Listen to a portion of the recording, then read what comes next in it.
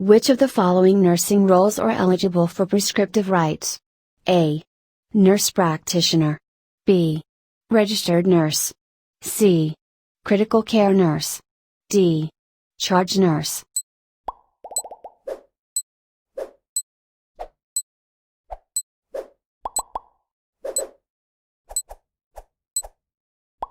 The answer is A. Nurse practitioner. Of the nursing types listed, only nurse practitioners can be authorized to write prescriptions for pharmaceutical drugs. Communicating patient values, preferences and express needs to other members of healthcare team is an example of what quality and safety in the education of nurses. Competency? A. Patient-centered care. B. Evidence-based practice. C. Safety. D. Quality improvement.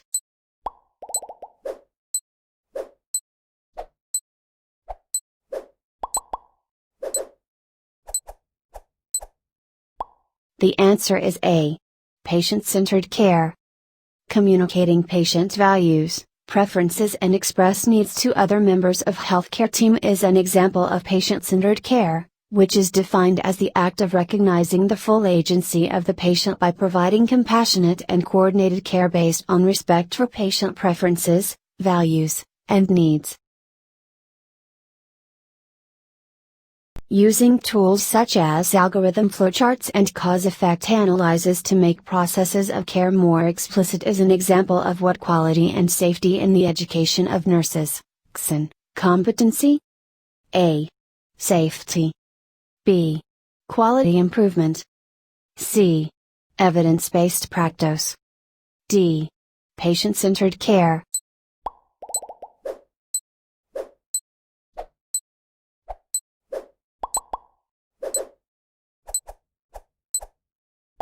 The answer is B. Quality improvement. Using tools such as algorithm flowcharts and cause-effect analyses to make processes of care more explicit is an example of quality improvement, which is defined as the use of data to monitor the outcomes of treatment practices and other efforts to continuously improve the quality and safety of healthcare systems. Asking for help from a coworker or superior is an example of what quality and safety in the education of nurses. Competency? A. Informatics. B. Evidence-based practice. C. Safety. D. Teamwork and collaboration.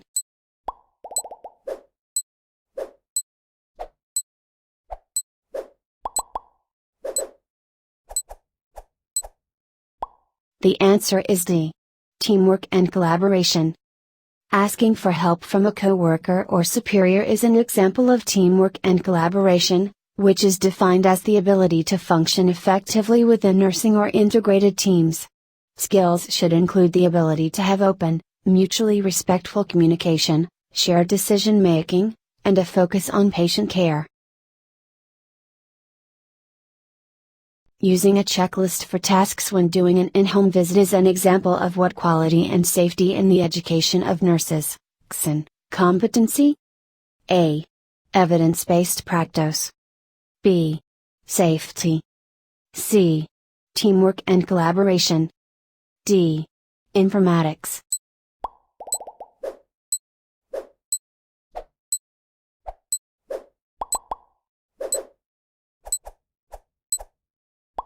The answer is B. Safety. Using a checklist for tasks when doing an in-home visit is an example of safety, which is defined as employment of practices that minimize the risk of harm to patients and providers both by individual performance and the use of systems, such as checklists, to avoid errors. A client calls the clinic and tells the nurse that her daughter has just been stung by a bee on the arm. She is worried that her daughter will have a severe reaction. What should the nurse do? A. Instruct the client to keep the arm elevated until swelling goes away. B. Tell the client to call back if the condition worsens. C. Ask the client if her daughter has ever been stung by a bee in the past. D. Advise the client to bring her daughter to the emergency room.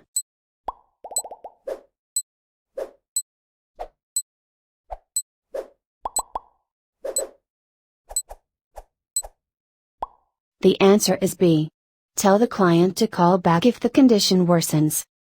The nurse does not have reason to suspect that the child will have an allergic reaction before symptoms are present. Thus, the patient should call back or come to the emergency room if symptoms present. The nurse cares for an immobilized patient on the surgical floor. Which of the following nursing considerations is essential for preventing ulcerations? A. Providing a well-balanced diet. B. Teach client the importance of coughing and deep breathing. C. Orient client frequently. D. Frequently turn and reposition patient while also providing skin care. E. Use compression stockings or TED hose.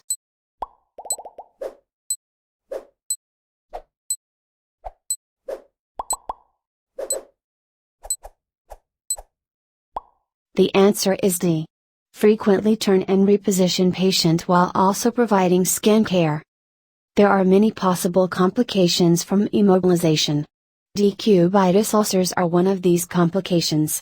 It is essential to turn and reposition the patient at least every 2 hours while also maintaining skin integrity with skin care. Many other complications may result from immobilization and each have specific, related nursing considerations. Immobilization can result in desensitization and disorientation, so it is important to orient the client frequently. A well-balanced diet can promote better nutrition to prevent osteoporosis, negative nitrogen balances, and hypercalcemia from being bedbound. Compression stockings and TED hose are essential to prevent thrombus formation from stagnant blood flow in the lower extremities, which may lead to pulmonary emboli. Coughing and deep breathing is important to prevent the stasis of respiratory secretions, which could lead to hypostatic pneumonia. The nurse is caring for a 2-year-old child with chickenpox. While bathing the patient, the nurse's N95, surgical respirator, mask becomes saturated. The nurse should A. Exchange the mask for a new mask immediately. B. Dry the mask with the in-room hairdryer. C. Wait until the patient care is complete and replace the mask. D. Wipe with mask with a clean towel. E. Place a new mask over the old mask.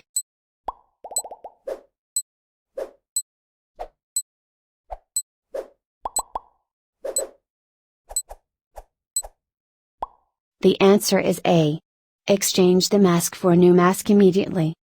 Varicella, chickenpox, is a condition requiring airborne precautions. An N95 mask is considered ineffective when wet and needs to be replaced immediately. The nurse is preparing to enter a contact isolation room where she will perform a bed bath. It is reasonable to expect her gloves to become soiled at some point during the administration of care. While preparing to enter, the nurse A. Wears a single pair of clean gloves. B. Wears 2 pairs of clean gloves. C. Wears a pair of clean gloves under a pair of sterile gloves. D. Wears a single pair of sterile gloves. E. Wears 2 pairs of sterile gloves.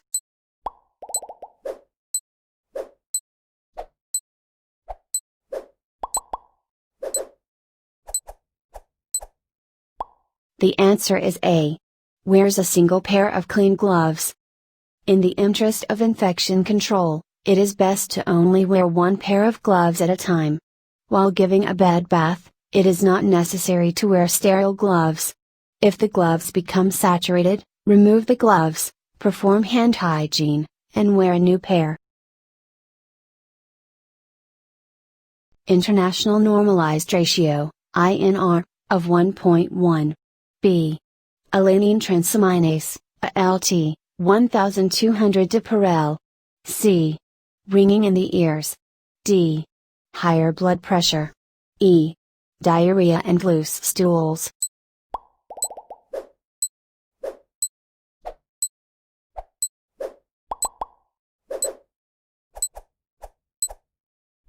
The correct answer is B. Alanine transaminase, ALT, 1200 IU per liter. The nurse should be concerned about acetaminophen toxicity, as the recommended daily dose of acetaminophen is 4 grams for adults, and this patient has exceeded this amount. 3 500 mg tablets every 3 hours is equal to 12 grams in a 24-hour period. Acetaminophen toxicity may manifest with nausea and vomiting in the first 24 hours and right upper quadrant abdominal pain afterwards due to liver damage. Tinnitus, high blood pressure, and diarrhea are not symptoms of acetaminophen poisoning. An international normalized ratio, INR, of 1.1 is within normal limits, but may be trending upwards, as the liver is responsible for producing clotting factors. Liver function tests should always be done when acetaminophen poisoning is suspected. Aspartate transaminase, AST, and alanine transaminase, ALT, values above 1000 IU per liter suggest hepatic damage. The oncology nurse cares for a patient receiving morphine sulfate 2 mg IV push Q4H for pain. Which of the following most concerns the nurse? A. Respiratory rate 8 breaths per minute. B. Pain level 7 out of 10. C. Oxygen saturation 98%. D. Heart rate 65 beats per minute. E. Blood pressure.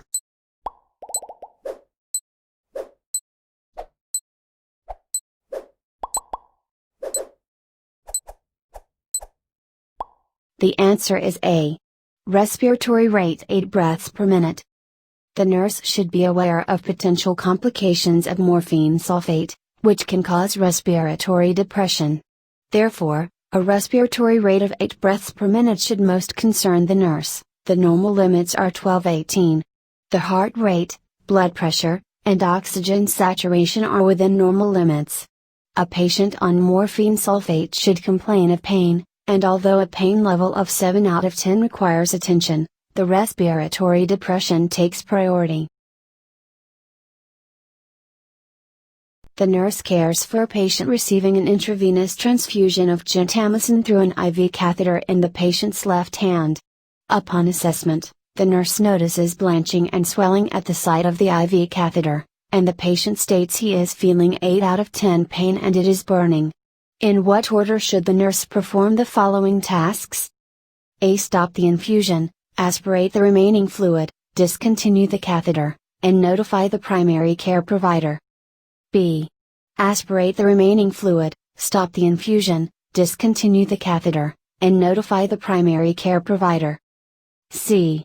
Notify the primary care provider, stop the infusion, aspirate the remaining fluid, and discontinue the. D. Stop the infusion, discontinue the catheter, notify the primary care provider, and aspirate the remaining fluid. E. Discontinue the catheter, aspirate the remaining fluid, stop the infusion, and notify the primary care provider.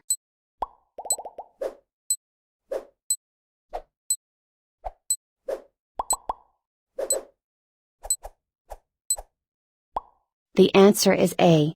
Stop the infusion, aspirate the remaining fluid, discontinue the catheter, and notify the primary care provider. The nurse must recognize these signs and symptoms as potential extravasation, where vesicant medication such as gentamicin, penicillin, Dilantin, or chemotherapy has been given. It is essential to first stop the infusion and remove the insult. The nurse must then aspirate the remaining medication in the catheter to reduce the amount of exposure to the vesicant. The nurse can then remove and discontinue the catheter and notify the primary care provider. The nurse counsels patients at a community health fair about the importance of immunizations. Which of the following statements is most accurate concerning immunizations? A. Immunizations provide natural immunity to some diseases. B. Immunizations will prevent all infectious diseases. C. Immunizations are risk-free and recommended by all healthcare providers. D. Immunizations give your body the antibodies to fight infections. E. Immunizations provide acquired immunity to some serious infectious diseases.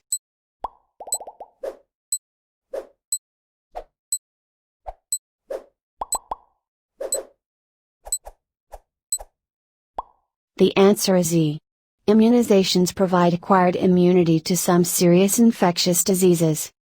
The nurse should understand the mechanism of action, indications, and risks of immunizations as they do for all medications administered. Immunizations work by passively providing acquired immunity to specific diseases, such as influenza, hepatitis B, and varicella. They imitate the specific pathogen, influencing the patient's body to produce antibodies that are capable of defending the body if it is exposed to the disease-causing element. The nurse should know that immunizations are specifically made for some diseases, and do not work for all diseases.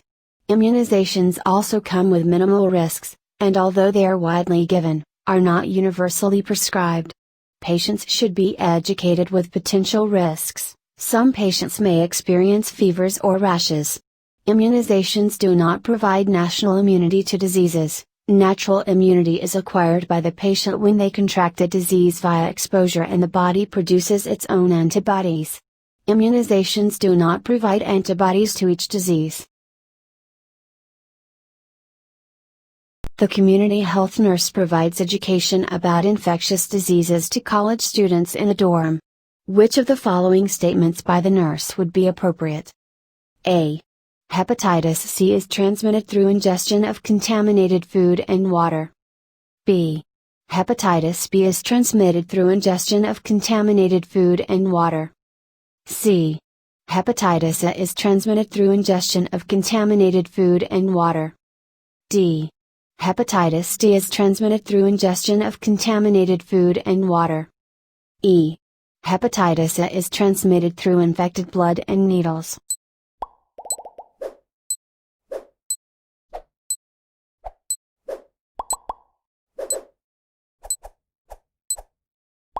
The answer is C. Hepatitis A is transmitted through ingestion of contaminated food and water. Different types of viral hepatitis are transmitted through various routes. Hepatitis A is the only form that is transmitted through the fecal-oral route, contaminated food and water. Hepatitis B and D are transmitted through infected blood, needles as well as sex, and from infected mothers to newborns. Hepatitis C is transmitted through contaminated blood and needles. Recall that hepatitis D is an opportunistic infection, which requires hepatitis B infection. What is the most common type of thyroid cancer? A. Anaplastic carcinoma. B. Medullary carcinoma. C. Papillary carcinoma. D. Follicular carcinoma.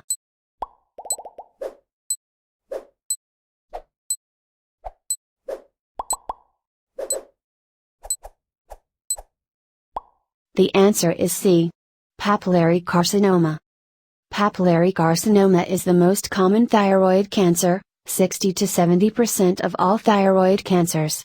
Follicular carcinoma is the second most common thyroid cancer type, 10 to 20% of cases, followed by medullary thyroid cancer, 5%, then anaplastic carcinoma, under 5% of cases.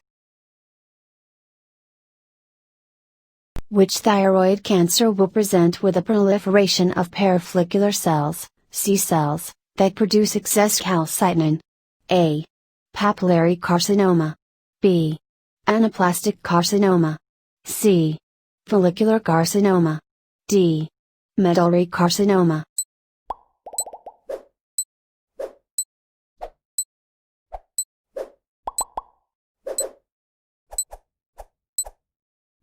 The answer is D.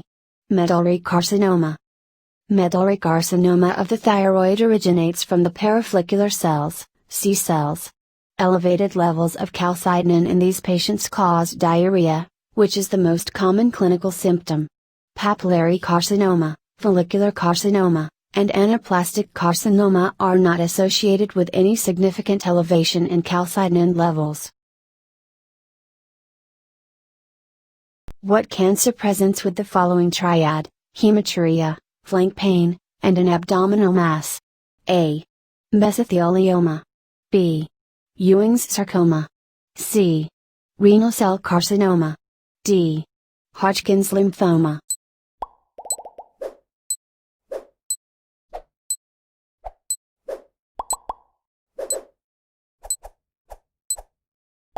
The answer is C. Renal cell carcinoma.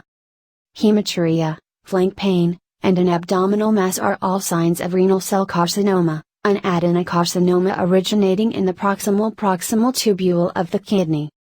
Mesothelioma is a form of lung cancer associated with asbestos exposure. Ewing's sarcoma is a type of bone cancer common in children and adolescents, and Hodgkin's lymphoma is a cancer that originates in the lymphocytes of the blood. What is the most common type of liver cancer? A. Hepatoblastoma. B. Cholangiocarcinoma. C. Hepatocellular carcinoma. D. Teratoma.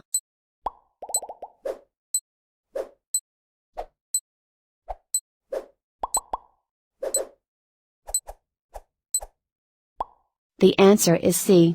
Hepatocellular carcinoma. Hepatocellular carcinoma accounts for approximately 75% of all primary liver cancers.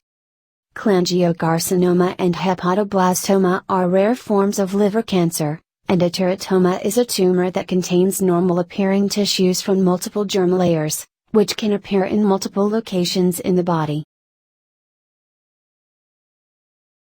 All of the following cancers frequently metastasize to bone except A. Prostate cancer. B. Lung cancer. C. Breast cancer. D. Stomach cancer.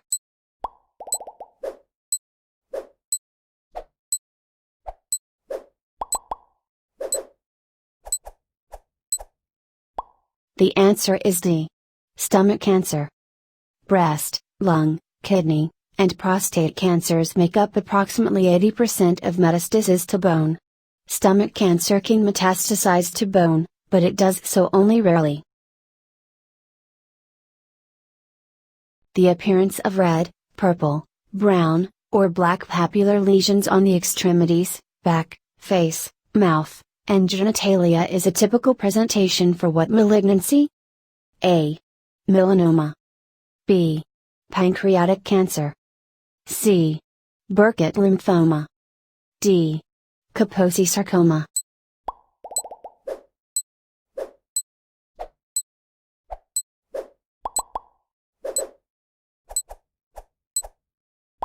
The answer is D. Kaposi sarcoma. Kaposi sarcoma presents with red, purple, brown, or black papular lesions on the extremities, back, face, mouth, and genitalia.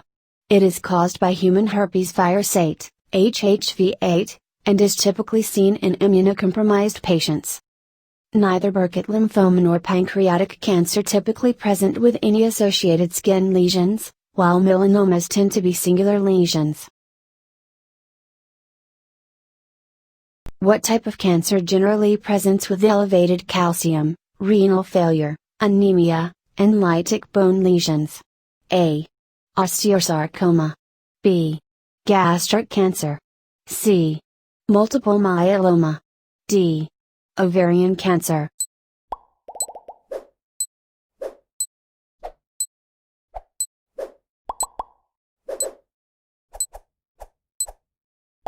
The answer is C. Multiple myeloma. Multiple myeloma, also known as plasma cell myeloma or Collar's disease, presents with lytic bone lesions, blood count abnormalities, elevated blood calcium, and an abnormal paraprotein antibodies which can cause damage to kidneys. Osteosarcoma, while located in the bone, tends to present with a mass visible on imaging.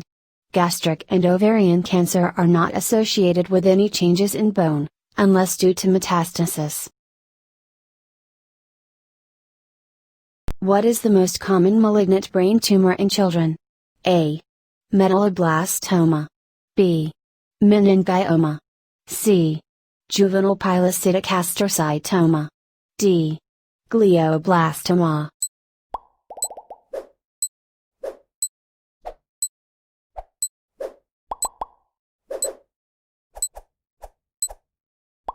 The answer is A. Medulloblastoma. 90% of medulloblastomas are in pediatric patients. It is the tumor type in 14.5% of primary brain malignancies of childhood and adolescence. Glioblastoma is the most common type of brain tumor in adults and accounts for 52% of all primary brain tumors. Meningiomas are also fairly common in adult populations, accounting for 34% of primary brain tumors. Juvenile pilocytic astrocytoma is a brain tumor of childhood but only accounts for 2% of cases. Actinokeratosis occasionally develops into which skin cancer? A. Squamous cell carcinoma. B. Basal cell carcinoma. C. Melanoma. D. Merkel cell carcinoma.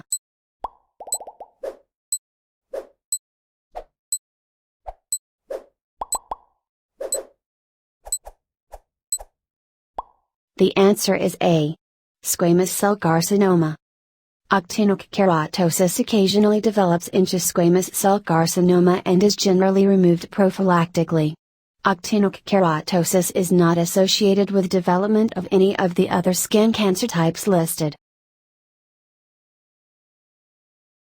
Which of the following types of lung cancer is most linked to cigarette smoking? A. Mesothelioma. B. Adenocarcinoma. C. Bronchiocarcinoids. D. Small cell carcinoma.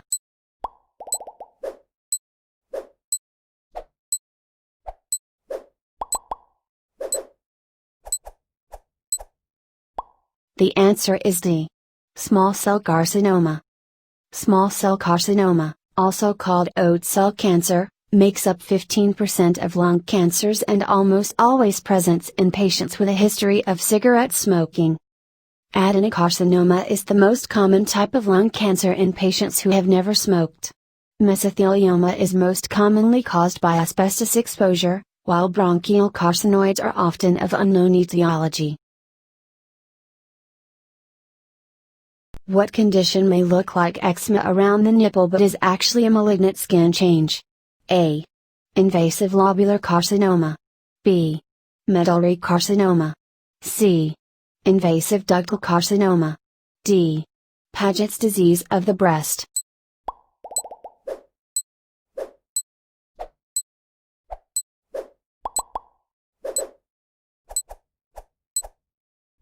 The answer is D.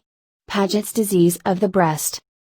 Paget's disease of the breast will often present as itchy, scaling, cracked, red lesions around the nipple. The other conditions mentioned are all forms of breast cancer, but all of them originate in tissues deeper to the breast and will generally present without a visible rash, though some skin changes such as redness or dimpling may occur.